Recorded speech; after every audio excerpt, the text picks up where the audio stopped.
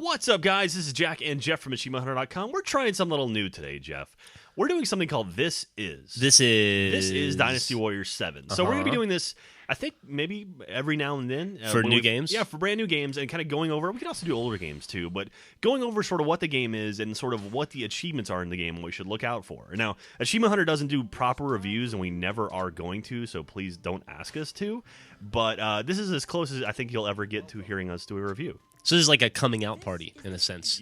Sure. Where we present the game to you, the world, and tell you what it's about. Yeah. So if you are unfamiliar with the game, we'll show you some gameplay footage and kind of run over some of the achievements for you. So anyway, I wanted to start with Dynasty Warrior 7 because this is a game that I have a soft spot for. I've been a huge fan of the Dynasty Warrior series for a long time, and it's fun to actually see it on the 360 and looking pretty and with tons and tons of people you can kill. Have you played this game before, Jeff? I've never played a Dynasty Warriors game. Did you play 1 through 6? I played, I think, 2 through 6. I think I missed the very first one, but I got hooked back on the PS2 days of Dynasty Warriors. And the crazy thing about this game is the fact that you kill thousands of people. Like, you can see here, there are tons of characters on the screen, and you just mow through them. And that's always been one of the sort of the driving factors of Dynasty Warriors. But I mean, like in Dynasty Warriors, it's like a throwback of a game because there are a ton of options. Like, you have a gallery, you have like a background music listener thing, like the old Nintendo days and things like that, which is kind of cool. There's actually an encyclopedia in this game too, which will kind of tell you the history of the romance of the Three Kingdoms, you know, from like the whole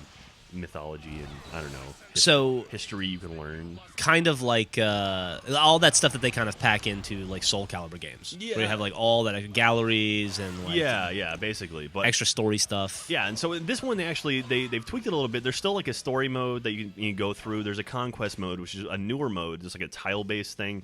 And but it's pretty much the exact same thing as like, I mean, it's like just an update of the older stuff. But the cool thing about this game is there's finally online co-op, which they've never had in a Dynasty Warriors game before. But I really, really like that. So if anyone wants to play Dynasty Warriors with me, I will gladly play with you. Are there co-op achievements? There are no co-op achievements. Let's start running through the list now. So there are a bunch of achievements in this game. They're all single-player achievements, though. So I love that. Very, very good. Yeah.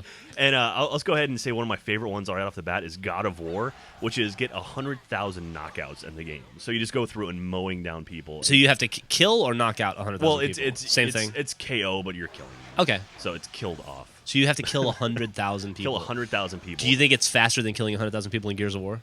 Probably. There's actually an achievement to kill 3,000 people in one round. In this game. Wow! Like one battlefield, and you can do that in some of the later ones. So, that's pretty awesome. And then you have your traditional story mode ones, which is like Emperor of Wei, Emperor of Wu, Emperor of Shu, which is beat the story mode in those 3.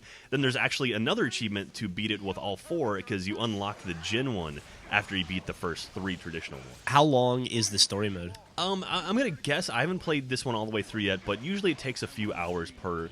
Like 5 or 6 hours? Or? I would say, probably 5 or 6. And then the thing about this is there's tons of characters you can go back and replay through, so you're adding on to the total time of playing in this one. Do your stats carry over for multiple playthroughs? I'm not. Well, you change characters typically, so you have to kind of start a new character.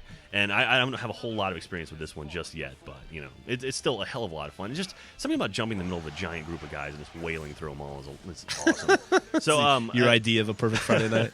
And there's another one in here. So these are 2 fun achievements. I think you'll appreciate this. A Man's Warrior and a Hit with the Ladies, which is those you have to max out your bond with 5 of the officers, either male or female officers. How do you max out a bond? So when you play Conquest mode, you actually become closer to whoever you're playing with.